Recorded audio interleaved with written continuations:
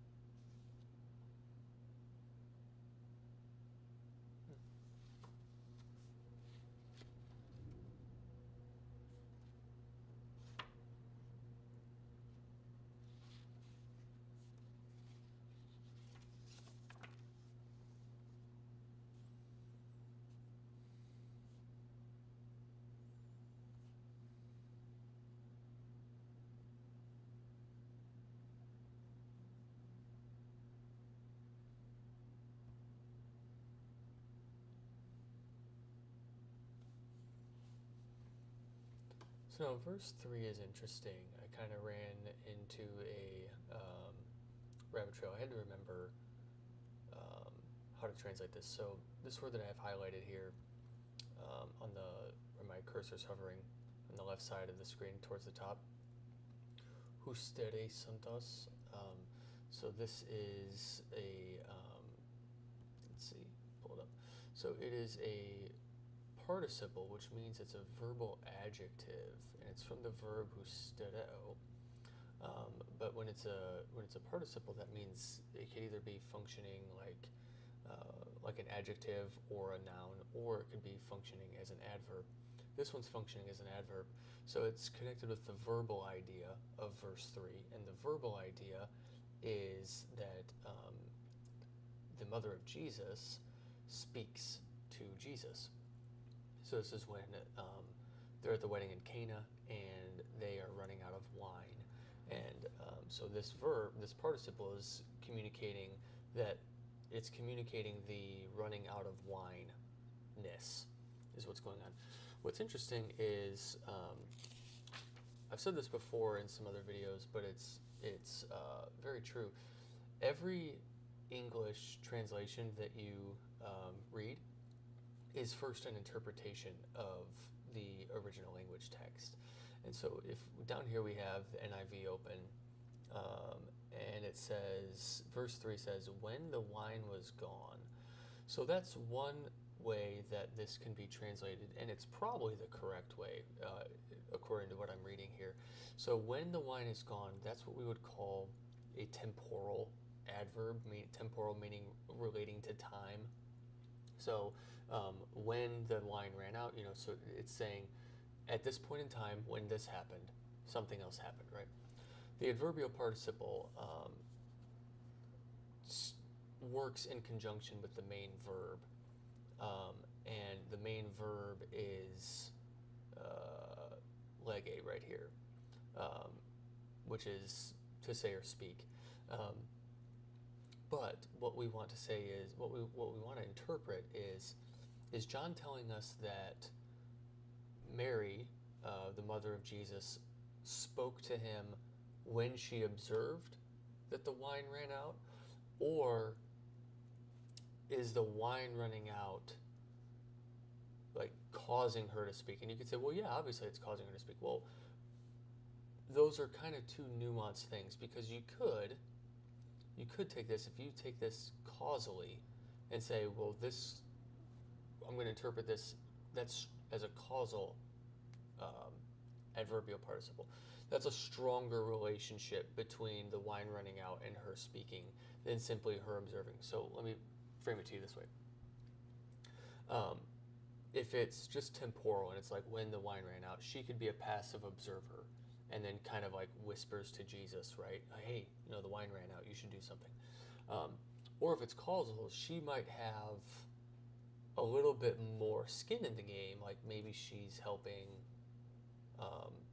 like run the wedding, right? Maybe she's involved in keeping things right. I don't know that based on the text here, and I haven't. I'll read the commentaries later. I always try to translate first before I do the commentary reading. But that's how you can see, like, if I were to interpret it one way or the other, that's going to kind of lead me in translating it one way or the other. Now, grammatically speaking, it could be either. This construction right here is usually a temporal construction, meaning like when the wine ran out, which is why most translators are going to translate it that way.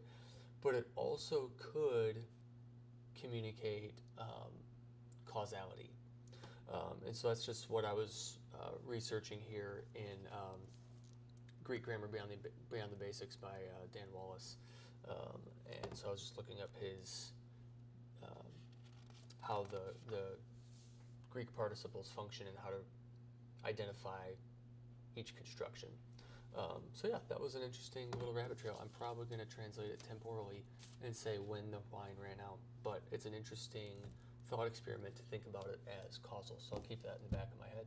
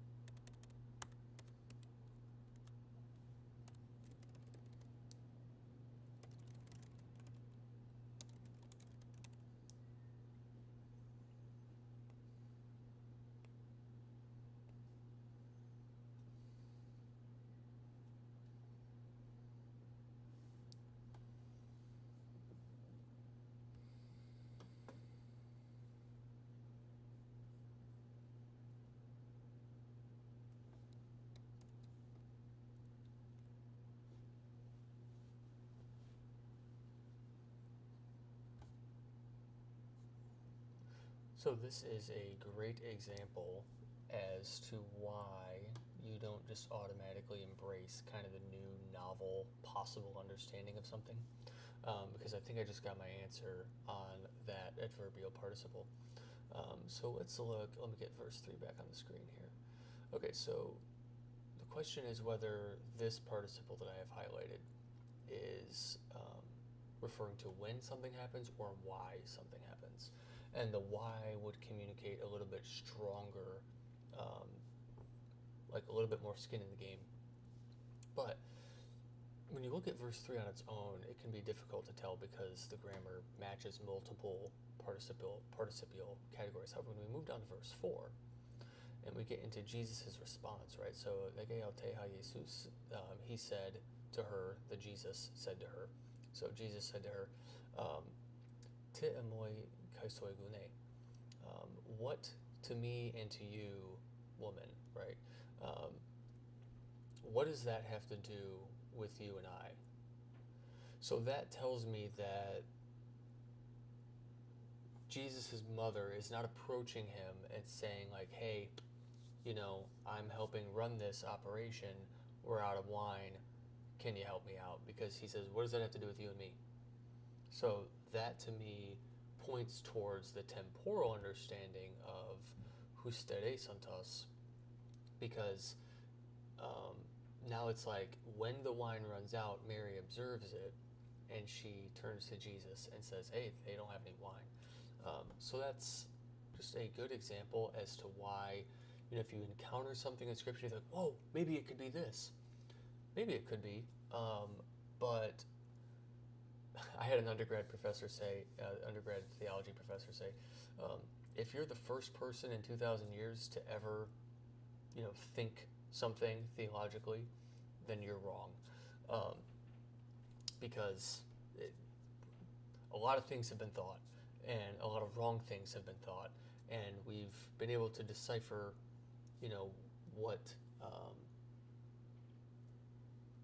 what the text at least most likely means. And if you're coming up with something that is way out of left field, then you're wrong. But that doesn't mean that there are nuances that maybe we haven't detected or given the full weight to.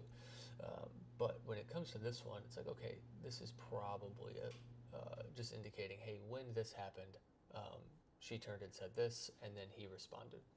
So that's a good example of being patient. Don't embrace the novel, oh my word, this is so great, this just blew my mind, look what I saw, blah, blah, blah.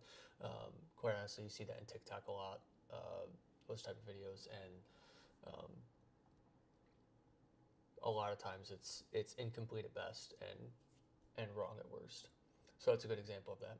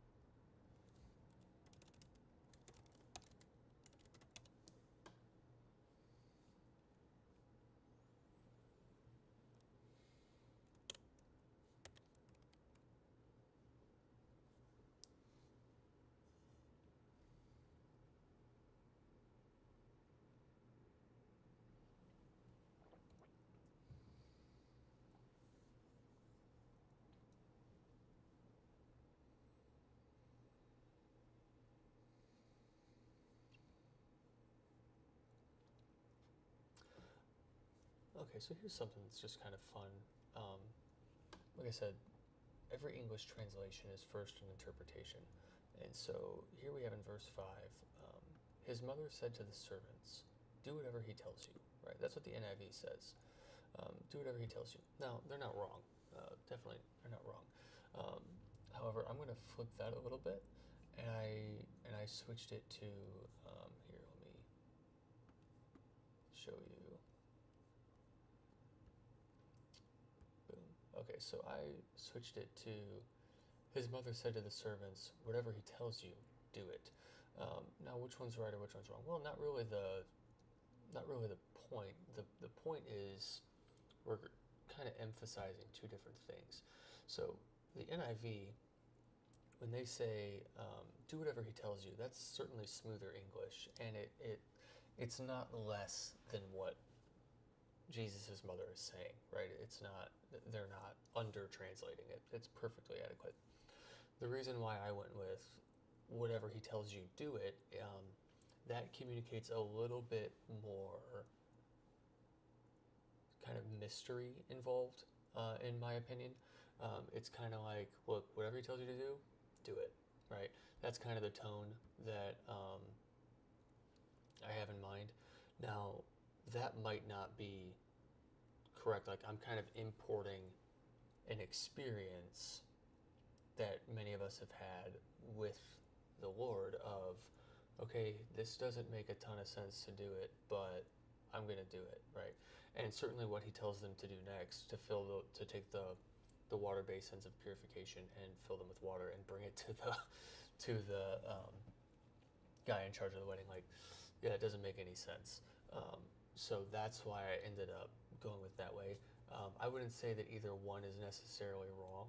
That's kind of one of those where there's a little bit of dealer's choice there. And since this is a homework assignment and not going to be for publication, their translation is both an art and a science. And in this situation, I'm bringing out a little bit more of the art after working through the science. So if you ever wonder why, hey, how come this translation says this and that translation says that? Well, different translation philosophies prioritize different things.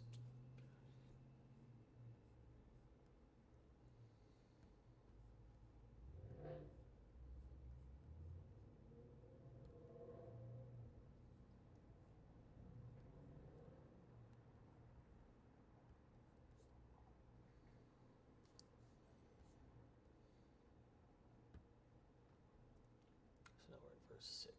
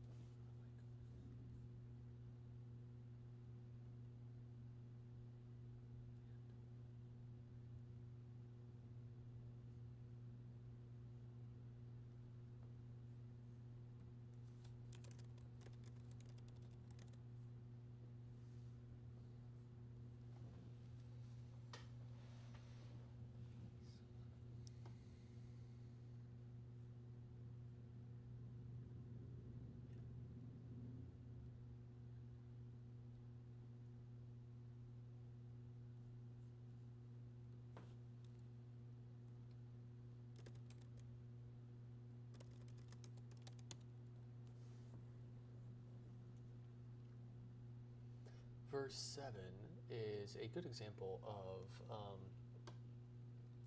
moving from one language to another. So we have Jesus said to them, fill the water basins with water. And then we have, and they filled them, Heos ano, which is like as far as full type of concept. But in English, we would say, and they filled them to the brim.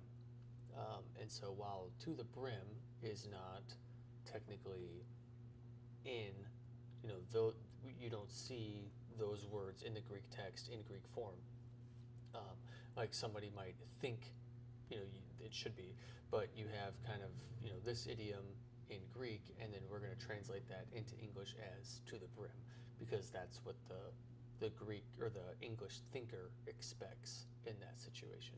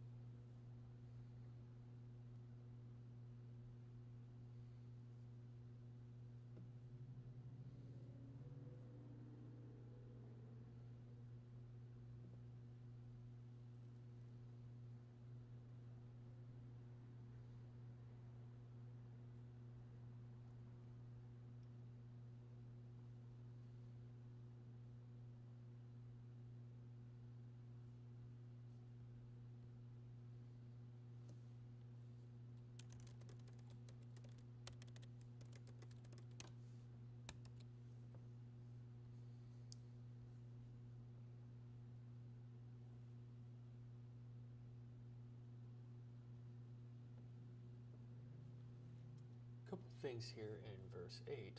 One, um, so this word here, hang on, there we go, that I have highlighted in blue that my cursor's on, it's not in my default lexicon. So I'm really glad that I've got two others, and it's in one of those two others. And that's the master of the feast or the banquet. So that's always fun. Make sure you've got more than one lexicon when you're translating. And then the other thing that's fun is, again, one of the things that I've learned in working with biblical Greek is that the scriptures were written by real people using a real language. And it's our job to learn that language and understand it and be able to read what it says and to be able to think in that language as best we can, being 2,000 years removed from it. Because this is an interesting little grammatical construction that I've highlighted here. Hoida enenkan. We translate this, and they brought it, right? So Jesus tells them to draw water that they just filled into the basins and bring it to the basically the head waiter, the ruler of the banquet. And then this last little sentence of verse 8 is, and they brought it, meaning the water. But now the subject, they brought it, that's all in this final word here, in enken. And then this word that is the conjunction, so that's like that's the and part. And then this here is actually the definite article, meaning the, and it's plural. But we don't actually have the subject listed. Like we don't have the servants listed, and we don't have the specific word they in there separately like we would have in English. But this little article indicates that the subject is the plural servants that have been interacting with Jesus at this point. And so it's just it's little things like that where you recognize John could have included another noun in this sentence and clarified, but this is perfectly acceptable in Greek. And when you're a first-year student learning Greek, you would see an article without a noun, and you would think, what the heck is going on? This is so confusing. But as you spend more and more time in the language and you see this, okay, I get the feel for what's going on. So those are just some of the fun nuances that you learn over the years and that you get to interact with.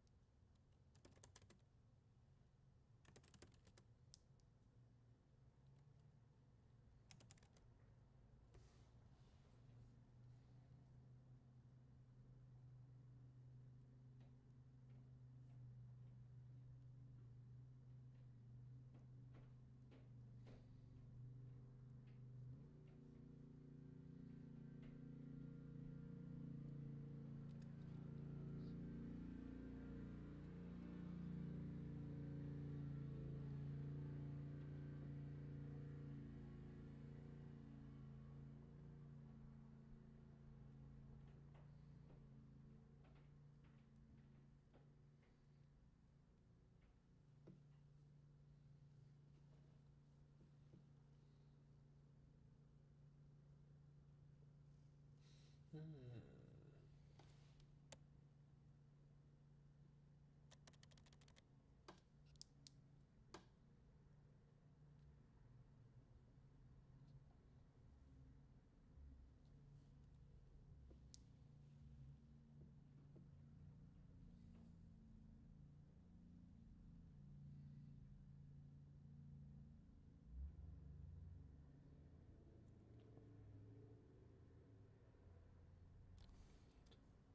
So now we're down in verse 11, and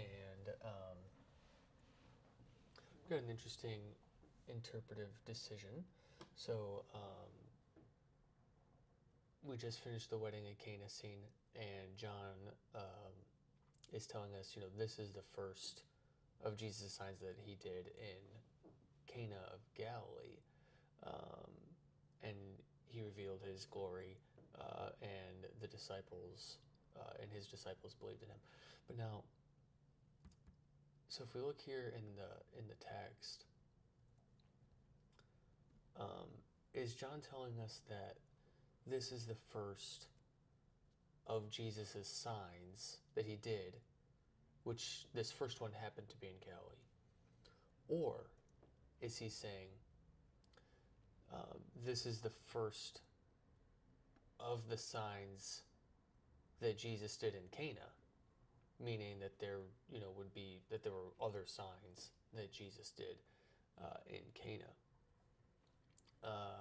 Off the top of my head, see, they returned to Cana at some point, I want to say, in John's Gospel, but I don't remember exactly when. Seems like I remember them passing through Cana again.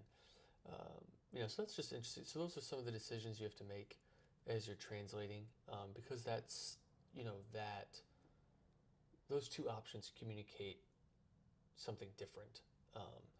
Is it, hey, the first sign that Jesus did happened to be in Cana of Galilee? Or is it, do we want to communicate, hey, there were other signs that Jesus did in Cana?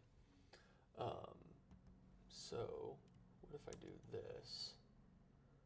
And I'm going to do a quick search for Cana. Nope. I want this. And give me that. John 2:1, John 2:11, yep. John 4:46.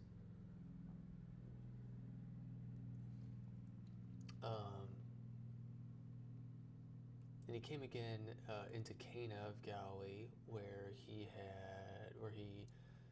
made the water wine, and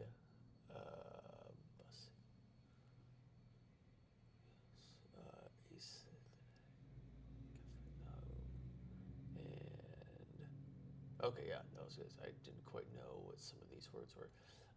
And at Capernaum, there was an official whose son was ill. Okay, so we have another narrative happening in Cana.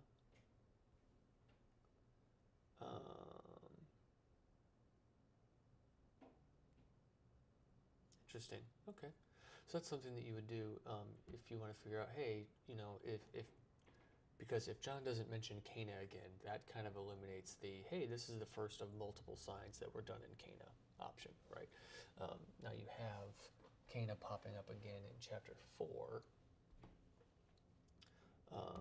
So if we go John 4:46, I think it was. I'm going to look down in the NIV so I can read it faster.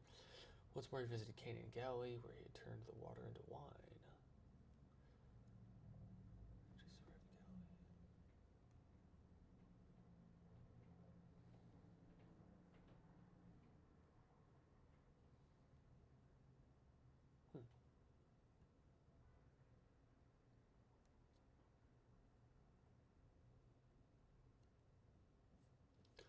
There's 54. How's this construction?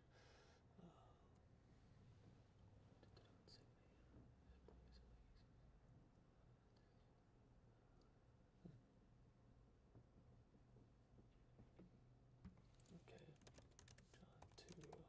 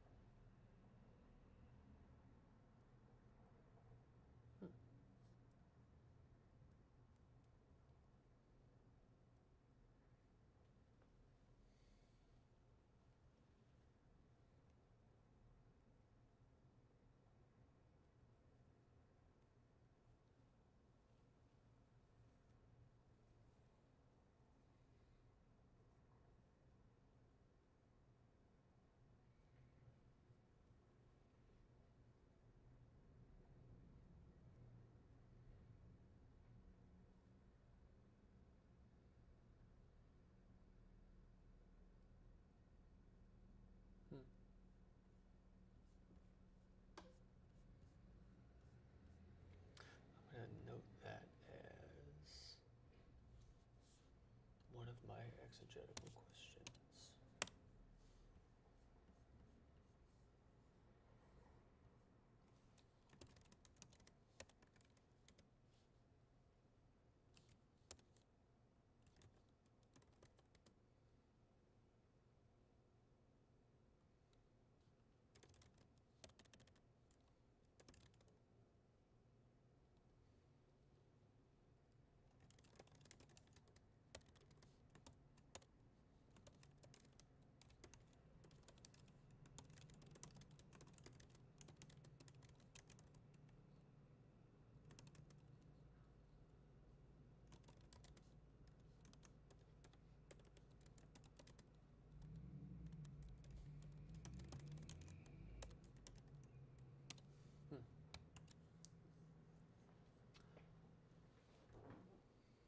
So I'm going to jot that down as one of my exegetical questions. If verse 11 is saying this is the first of multiple signs that Jesus did in Cana.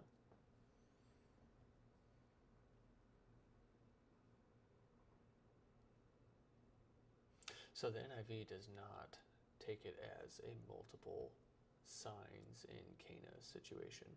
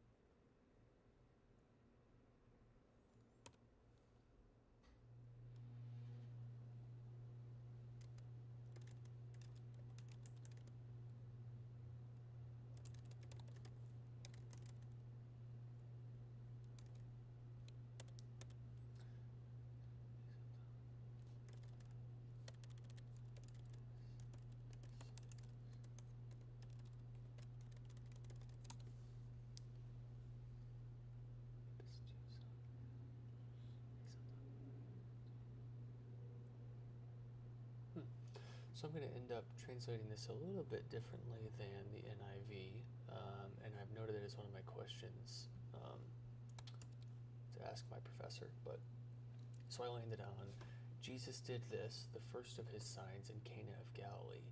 He revealed his glory, and his disciples believed in him.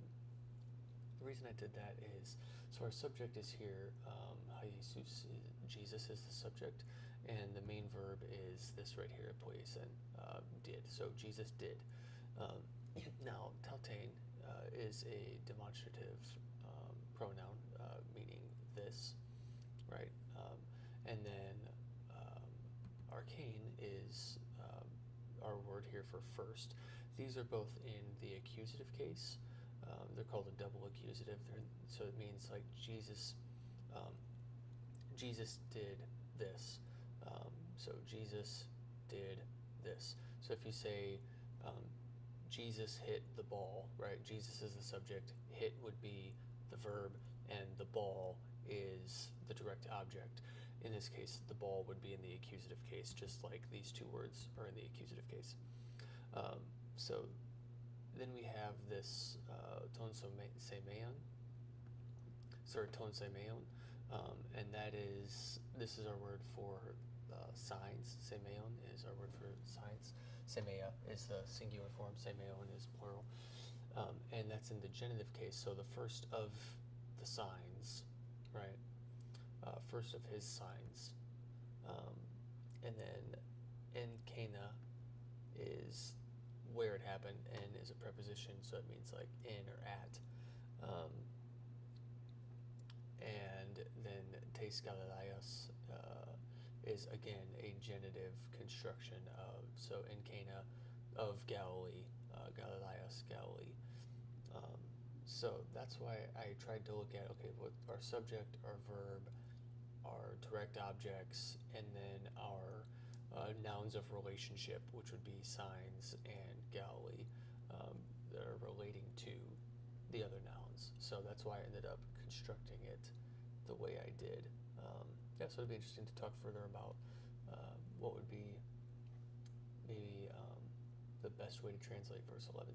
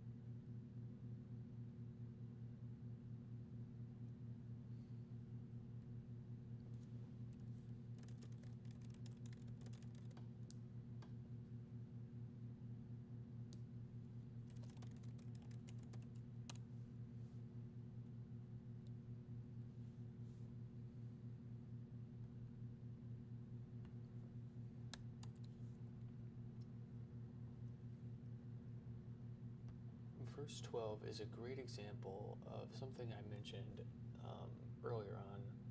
I think it was this video of this stream, but if not, we think in our languages before we speak in them, and we think about each language. An English thinker thinks about a concept differently than um, a thinker in a different language. So, for example, the best example I always give is when we want to know how old someone is or somebody's age. In English, we would say, "How old are you?" And that kind of means like age is an intrinsic part of me. It's inseparable from me. I can't be separate from my age.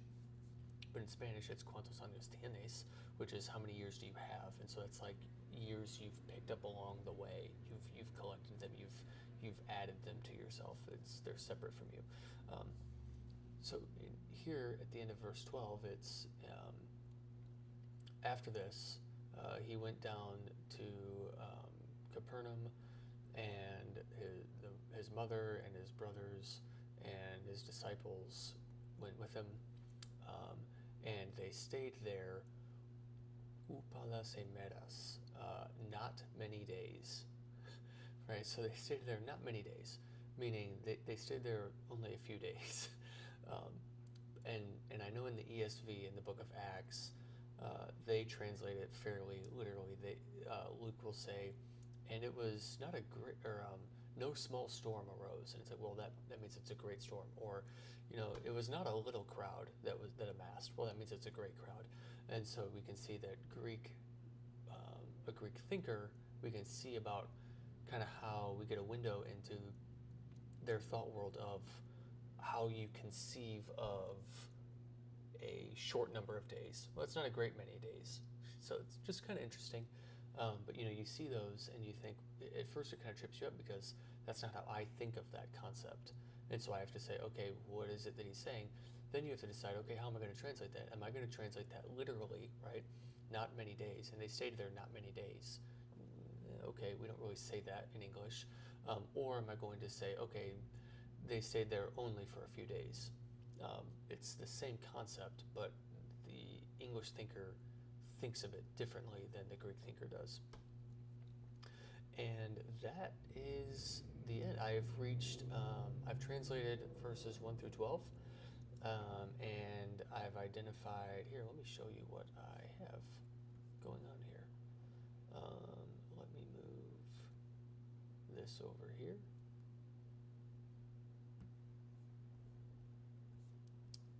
And boom.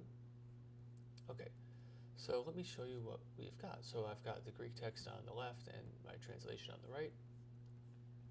As I went, I've got to identify 5 exegetical questions. I have 3 identified right now, and so I'm well on my way there. I've got to do 4 word studies and choose what is the correct meaning of the various options for that word for that specific situation. I've got 3 of those selected. I've got 1 in verse 4, 1 in verse 9, and 1 in verse 10. I haven't identified my Old Testament reference yet, and I haven't read any of my commentary findings. I did a couple of this one down here on the very far left. I read through this because it's called a handbook. So they kind of give some of the grammatical and syntactical information for each word and kind of what it means in that context. So I looked at that throughout the translation process, but I haven't looked at D.A. Carson's commentary on John in the Pillar New Testament commentary series yet. I'm going to read through that tomorrow, and that's where I'll get my commentary findings.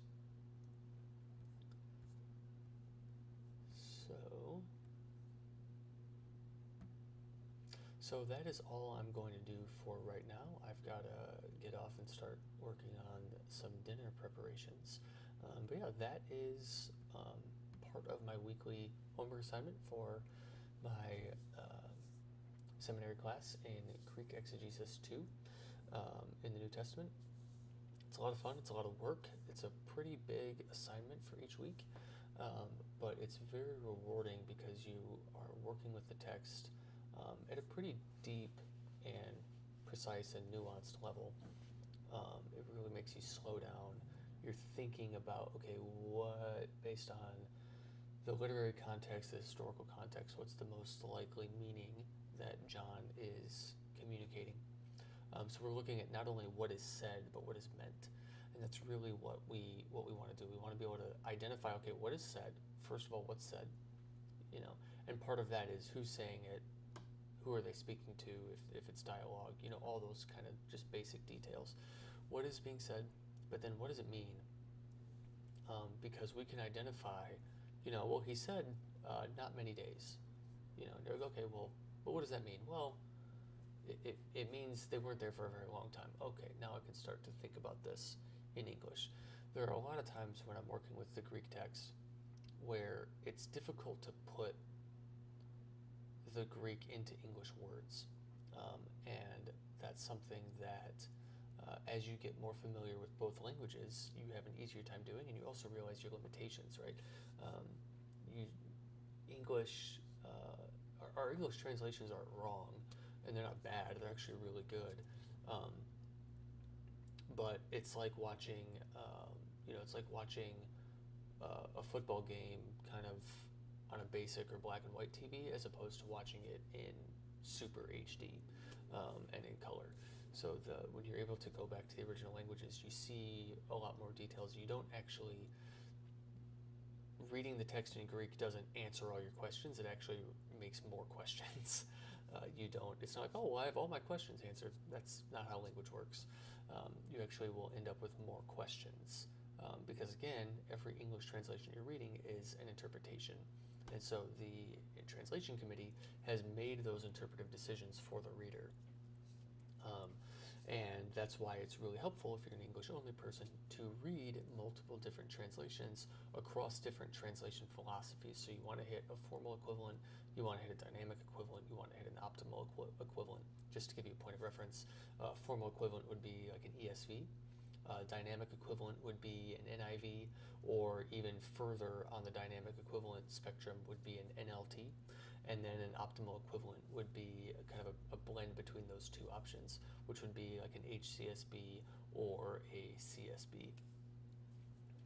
Hitting kind of all of that span of translations really helps you, gives you a broader spectrum of, okay, here's how a lot of biblical scholars are understanding or interpreting this text. So this is a lot of fun. Ultimately, I've gotten here because when I began taking my faith seriously in undergrad, I started reading scripture, and I didn't understand it at first. I couldn't actually read and comprehend anything in English, not even in Greek, but I just committed to reading the text over and over and over again. And eventually, as I became a better reader, I became more and more able to understand, okay, this is what the text is saying. Now that I've grasped that, now I can start wrestling with what it means. And then eventually I switched to a biblical studies major and started just adding tools to my tool belt to be able to understand what the text says and means. And now I'm in a master's program doing this at the next level. So, hopefully this was relaxing and also just intriguing. You get a little bit of a peek behind the curtain or gaze through the window into translation work and what it looks like to work with the text in the original languages and produce something that an English thinker can understand and grasp and feel the weight of. Because it's great if we produce the most formal equivalent word-for-word translation ever, but if an English thinker can't process and feel the weight of the meaning, then we've really left out kind of the main point of translation work. So that's what I'm going to work on for today, and then tomorrow I'm going to come back and keep hammering away at this until it's done. Got to submit it on Friday. So until the next video, happy Bibling.